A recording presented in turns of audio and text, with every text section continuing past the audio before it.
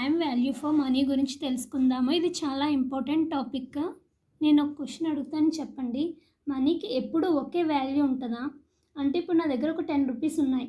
అవి ఒక 2 మంత్స్ తర్వాతో లేదంటే 2 ఇయర్స్ తర్వాతో ఆ 10 రూపీస్ వాల్యూ సేమ్ ఉంటుందా? ఇప్పుడు నా దగ్గర ఉన్న 10 రూపీస్ వాల్యూ 2 ఇయర్స్ తర్వాత నా దగ్గర ఉండే 10 రూపీస్ వాల్యూ ఒకటే ఉంటుందా, ఉండదా? ఖచ్చితంగా ఉండదు. ఎలా అంటే ఒక ఎగ్జాంపుల్ చెప్తాను చూడండి. చిన్నప్పుడు మనకి 1 రూపీకి 4 చాక్లెట్స్ వచ్చేవి, కానీ ఇప్పుడు 1 రూపీకి 1 చాక్లెటే వస్తుంది కదా. అప్పుడు రూపాయి వాల్యూకి ఇప్పుడు రూపాయి వాల్యూకి సేమ్ ఉందా? రెండిటికి ఒకే వాల్యూ ఉందా? లేదు కదా. అప్పుడు 4 చాక్లెట్స్ వచ్చాయి, ఇప్పుడు ఒకే చాక్లెట్ వస్తుంది. కాబట్టి అప్పుడు 3 ఇయర్స్ బ్యాక్ రూపాయికి ఒక వాల్యూ ఉంది, ఇప్పుడు రూపాయికి ఒక వాల్యూ ఉంది. ఆ వాల్యూ తగ్గడాన్ని మనం పర్చేసింగ్ పవర్ తగ్గింది అని చెప్తాం. ఈ పర్చేస్ పవర్ తగ్గడానికి రీజన్స్ ఏంటి? ఇప్పుడు మీరు నాకు 1 lakh అప్పు ఇచ్చారు. 1 year తర్వాత నేను ఆ 1 lakh మీకు ఇచ్చేస్తున్నాను. అప్పుడు మీరు ఆ 1 lakh ఒకటే ఇస్తే మీరు ఒప్పుకుంటారా? ఒప్పుకోరు కదా. ఇంట్రెస్ట్ ఇమ్మని అడుగుతారు. ఎందుకంటే అదే అమౌంట్ని ఇన్వెస్ట్ చేస్తే ఎక్కువ అమౌంట్స్ వస్తాయి, లేదంటే వేరే దాంట్లో పెట్టినా ఎక్కువ అమౌంట్స్ వస్తాయి కదా. అంటే ఆ ఏమీ వేరే దాంట్లో మనం ఇన్వెస్ట్ చేయకుండా మీరు నాకే 1 lakh ఇచ్చారు కదా. దాన్నే ఆపర్చునిటీ కాస్ట్ అంటాం.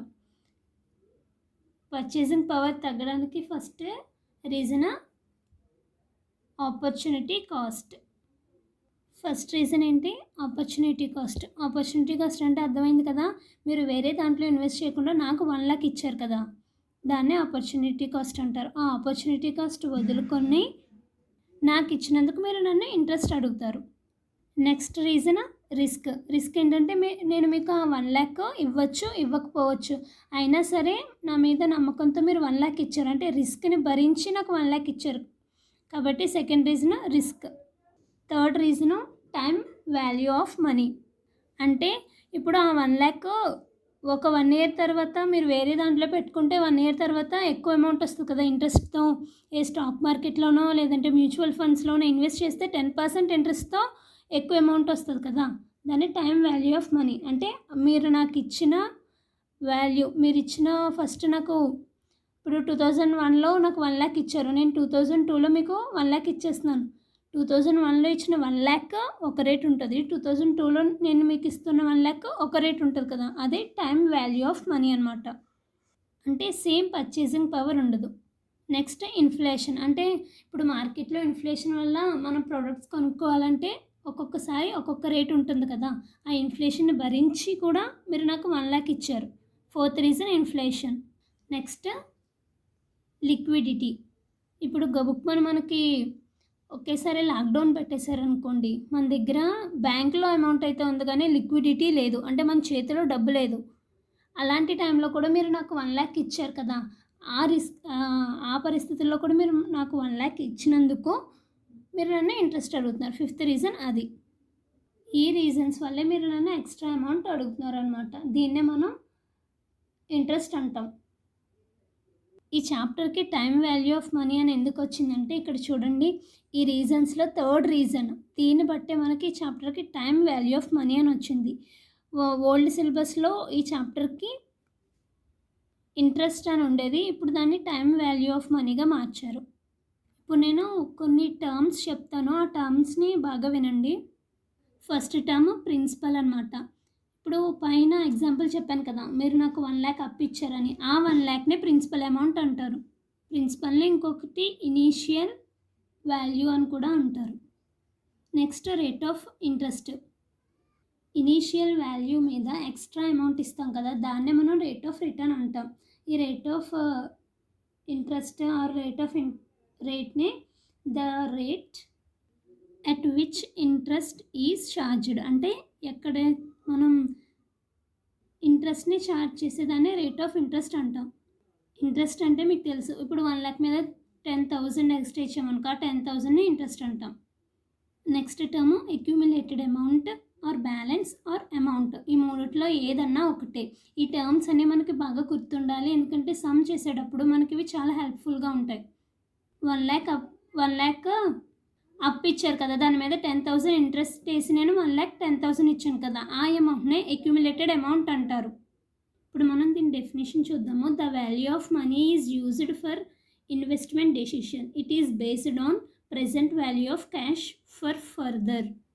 ఇప్పుడు వరకు మీకు చెప్పాను కదా, మన దగ్గర ఉన్న అమౌంట్ని ఇన్వెస్ట్మెంట్ చేస్తే దాని వాల్యూ ఎలా ఉంటుంది, చేయకపోతే ఎలా ఉంటుందని చెప్పేదాన్ని టైం వాల్యూ ఫర్ మనీ అంటారు. Time value for money methods 3 అనమాట. Simple interest, compound, discounting techniques.